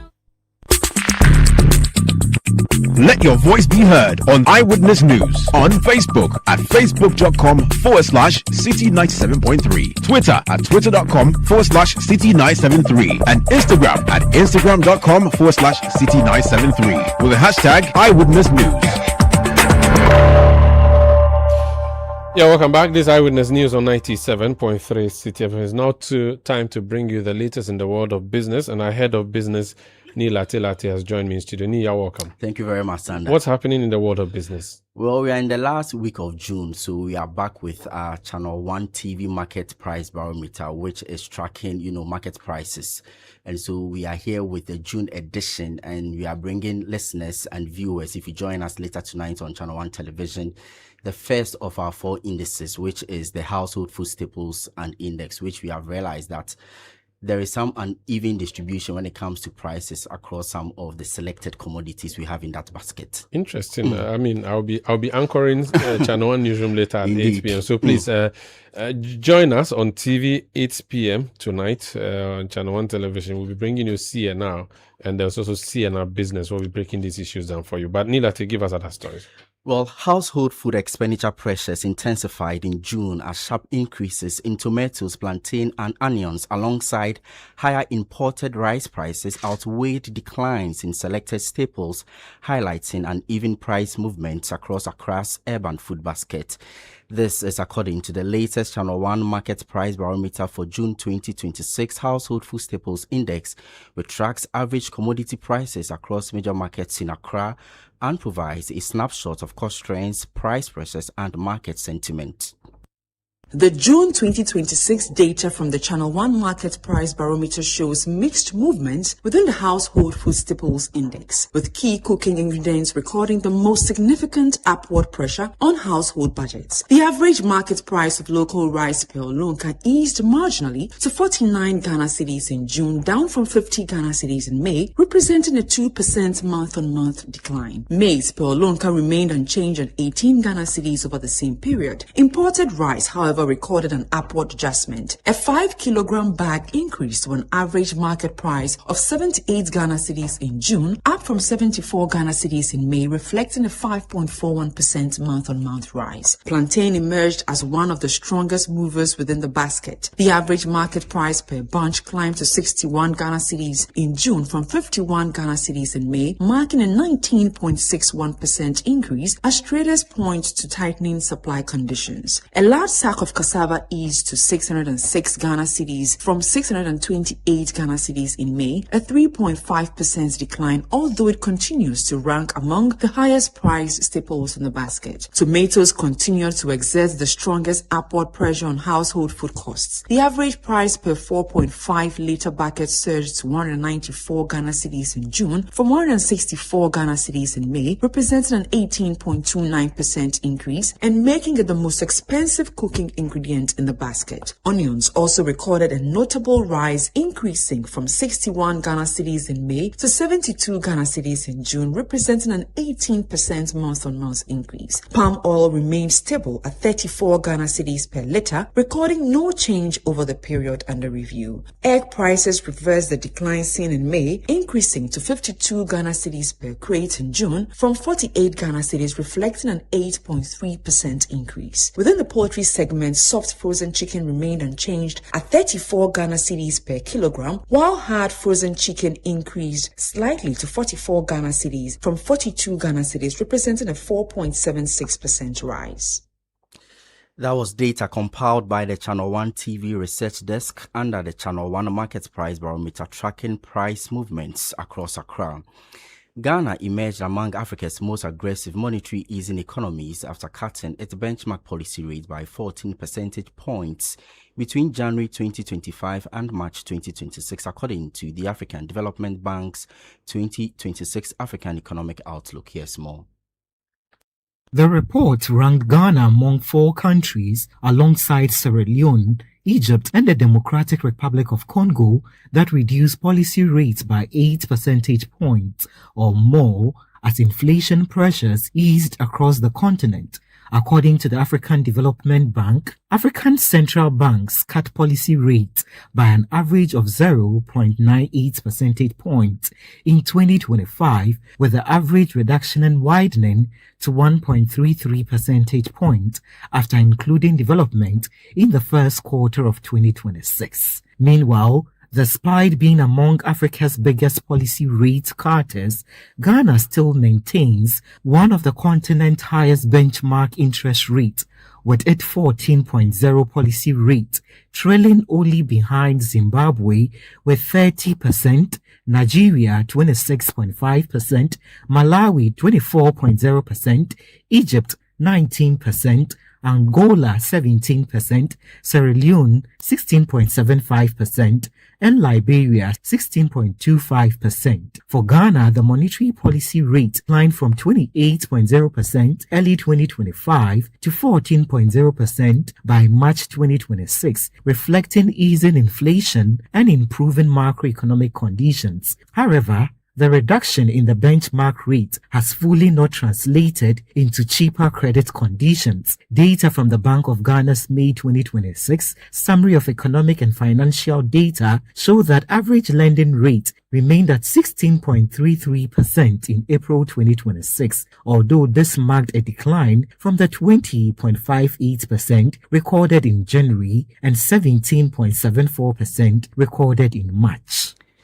Citi Business News' Emmanuel Opon with that business desk report. Away from that, the Ghana Plastics Manufacturers Association is warning that the proposed ban on styrofoam products could put about 1.5 billion Ghana cedis invested in production machinery and infrastructure at risk. This comes as the Environmental Protection Authority has announced a nationwide ban on the production, importation, distribution, sale and use of the products effective January 1, 2027. In an interview with Citi Business News, the president of the association, Ebuboche, explained that while manufacturers are not opposed to the phase-out of styrofoam products, the timeline is too short. There is no way, absolutely no way, that we can use 7 months for this transition. It doesn't work. Investor community is very worried, concerned, especially in the plastic industry. So all that we are saying is that we are asking government and asking EPA to extend. One point that has to be clear is that we are not opposing to this transition, but the timing is wrong and there was no consultation. 3 years should be fair enough for us to be able to recover and probably also look at what we can do to fill in the gap as far as these other alternatives are concerned.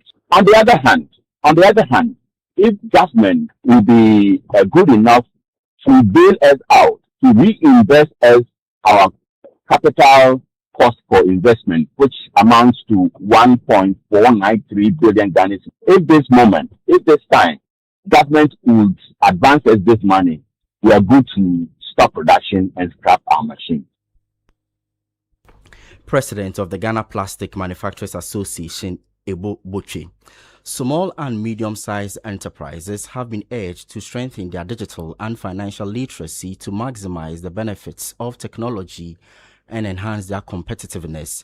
Chief Marketing and Operations Officer of Impuntu Technologies, Deborah Asma, says the greatest barrier to digital transformation is not resistance to change, but limited awareness of available digital solutions and the skills required to use them effectively.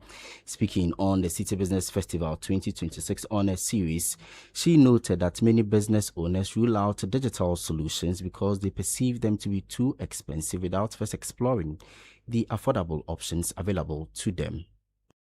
I don't think there are so much resistance in change as it is a lack of information. Okay, so the literacy is not there. Because I'm sure when I was talking to you, without me saying 50 Ghana cedis, you're thinking in my head, hey, no boy. Oh no, I didn't I'm say sure that. in your head. So I think it's more of access to information.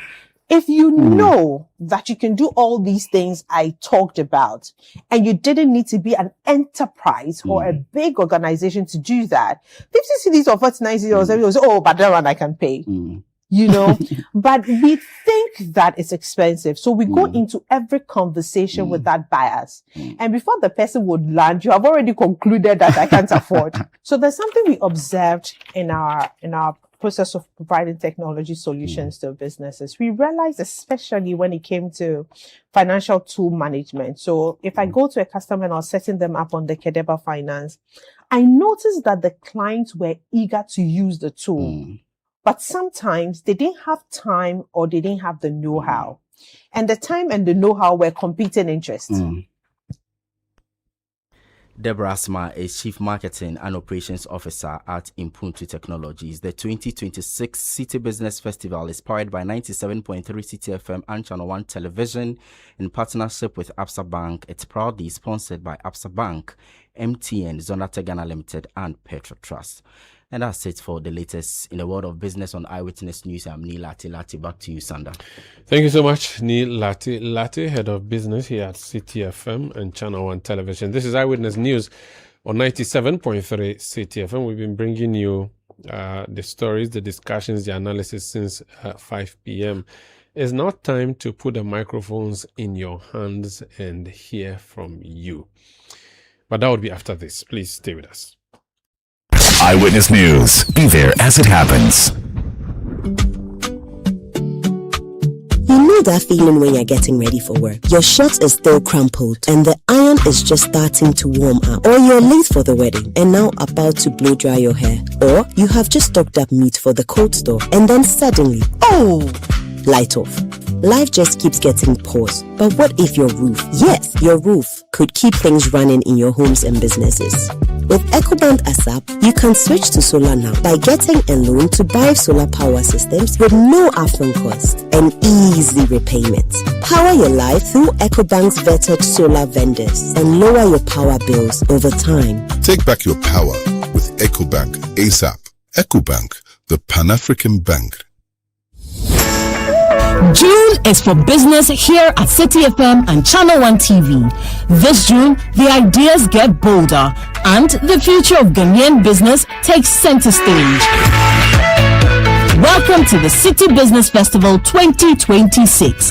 For the entire month of June, 97.3 Citi FM and Channel 1 TV bring together the thinkers, builders, innovators, and dreamers shaping the future of enterprise in Ghana. From powerful business forums that spark meaningful conversations to insightful on-air discussions with industry leaders and change makers, to stories of resilience, innovation, and ambition from Ghanaian entrepreneurs. This is more than a festival. It is a movement of ideas, strategy, and impact. Whether you're starting small, scaling big, or simply dreaming of your next breakthrough, the City Business Festival is your platform to learn, connect, and grow. Join the on-air series every weekday at 9 a.m. on the City Breakfast Show on 97.3 Citi FM and at 11 a.m. with a repeat at 6 p.m. on Channel 1 TV. This June, let's challenge businesses. Let's refine ideas. Let's create impact. Call 0205-973-973 for further details. City Business Festival 2026, driving ideas into impact. The City Business Festival 2026 is powered by 97.3 Citi FM and Channel 1 TV in partnership with Absa Bank, and it's proudly sponsored by Absa Bank, MTN, Zondatech Ghana Limited, and Petra Trust.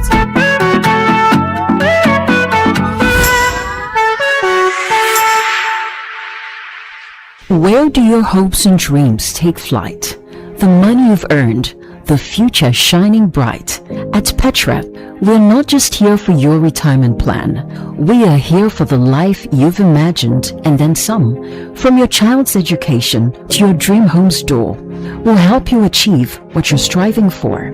Petra is here, steady and strong. Your wealth in safe hands, where it belongs. With investments that grow at rates that compete, we build your future with every heartbeat. That's Petra, your partner. Come joy or strife, guiding you toward the dreams that define your life.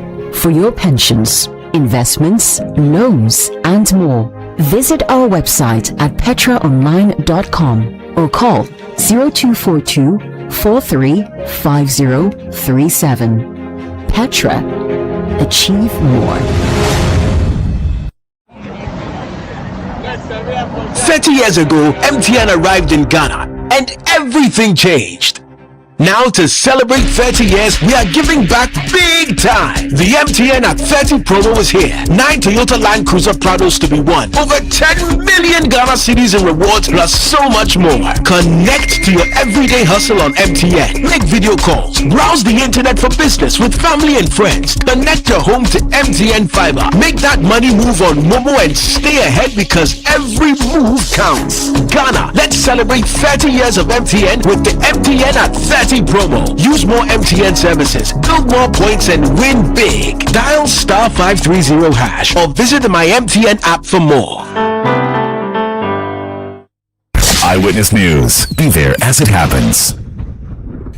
Be there as it happens indeed. This is Eyewitness News on 97.3 Citi FM. We are now going to hear from you as you've been sending messages to us on the show on all the topics that we've been discussing and the interviews we've been doing. Doing this with Sami Wiafi, my colleague here in the City Newsroom. Sami, you're welcome. Hi, Umar. Good evening. I want to start off from Twitter, now known as X. And the messages that are coming relate to what Kojo Nsafwa came to talk about.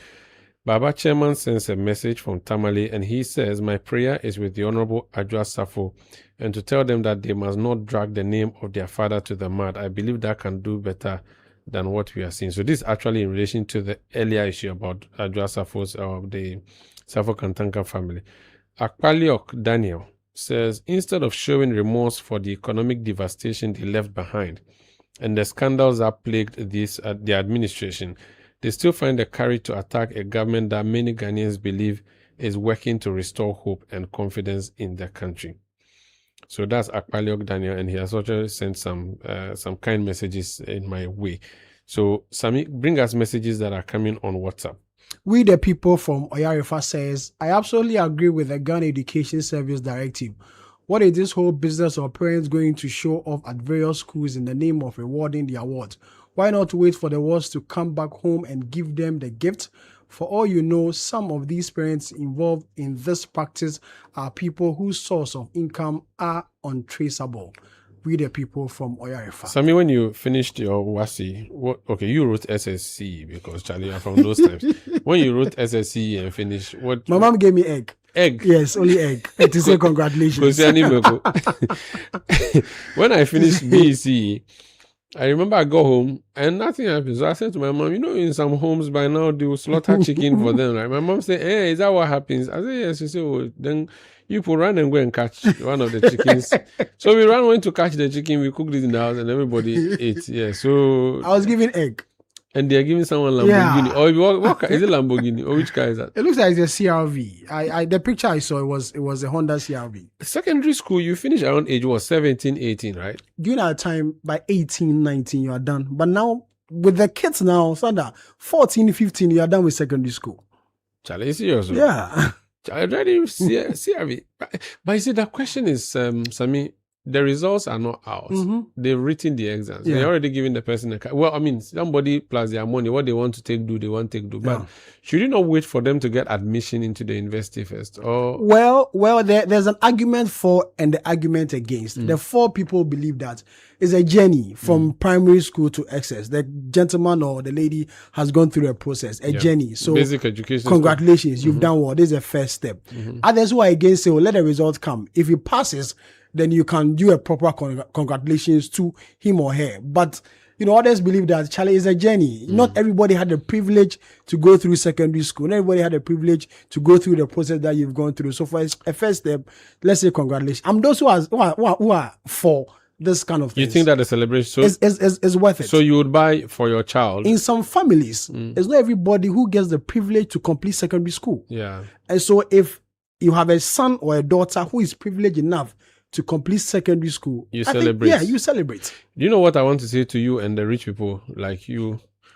We beg you, please consider we the poor people small. When I entered GIJ, this is not a matter of. When I entered GIJ, I'm telling you a story. I won't tell you a story. When I entered Ghana Institute of Journalism in 2008, at our orientation, I was praying that the rector at the time, Dr. Roxon, would say that we should wear uniform to school. Because I could not believe that I can come up with clothing that will last me for 5 days. Like change clothes every day for 5 days. It was a difficult thing. So I was praying that they would say, we should wear uniform. Down there, so we all wear the same thing. But because you see, now people will be wearing kambu, expensive ones. They call it sneakers. We used to call it kambu. No, but why should people had cars? But why should don't give us pressure? No, but why should the parent be worried about what the parent is doing for the world? Why should it be? If you can't afford, you can't afford. But don't do it in the school. Don't give yourself pressure. When the child finishes the school, don't give yourself pressure. Take the child home. I can afford and I want to do for my son or my daughter, that's me. If you can't afford, you don't steal to please your son or your daughter. No, but you don't buy pressure for another person. You see, you should celebrate in moderation. Why would you let somebody's pressure be on you? It's not that is the question. Because your child is there in that school watching that this person, they bought CRV for him. What have you bought me, Kosia? Imagine, will you respect your parents?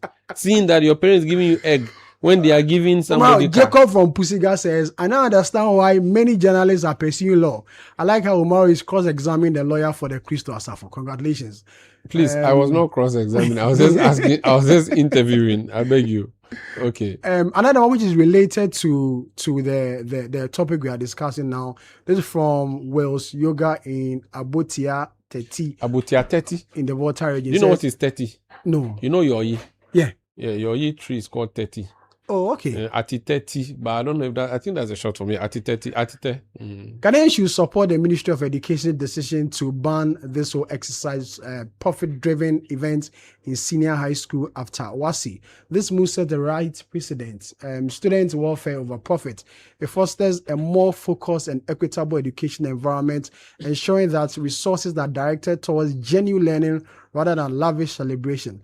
Let's prioritize education over extravagance. Abi National in WA says, I tap the back of the Minister of Education for the bold step he has taken. We still need some of these in our schools to check in discipline. Thank you so much, Abi National. I'm on your side.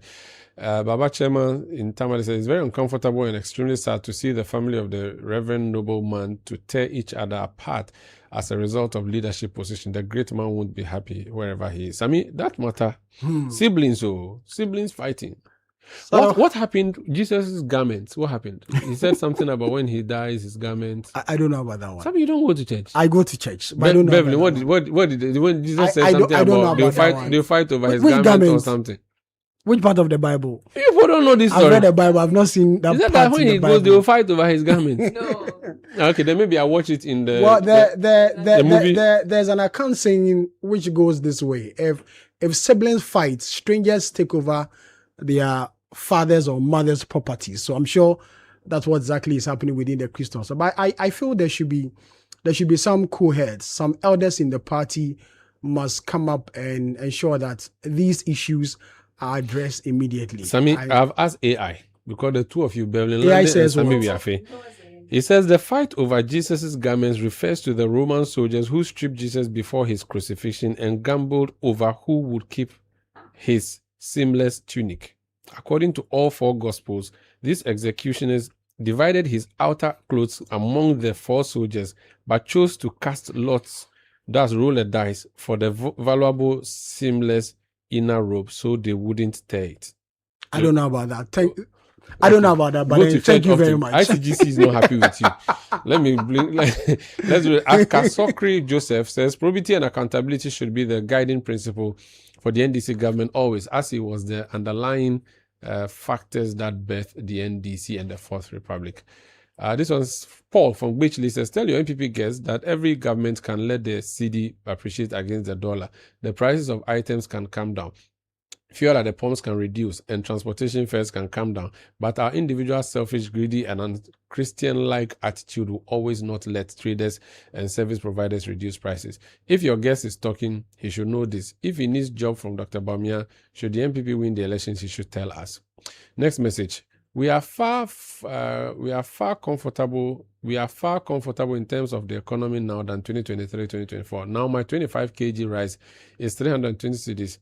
It used to be 550 cedis in 2024. This message actually came through from Fred. Fred said pumping of car tire was 2024. In 2024 was 3 cedis. That's Fred sending that message. This message about the rice, it came from I'll try and get the name because I think the person sent a message as well to my phone, Sammy. Kwame, continue. I don't. Yes. Kwame Kwabna says, I'm MPP, worked for them and they neglected us. Oh. They better beg Ghanaians than the same buga politics. These types are long gone. My pocket is better now under my own government. He should go and hide somewhere. Okay. Peki to this one says the road minister together with the MP for South Dai and Anafaja to South should immediately fix the road markings, road signs, street lights, speed ramps from Asikuma Junction through Peki to Peve and Have. That's Sammy's enclave. That's where you schooled, right? Yes, Kwando Bishop M, and I lived in Hohoi too. Ah, okay. Ask the man in your studio, that's Kojo Nsafua Puku.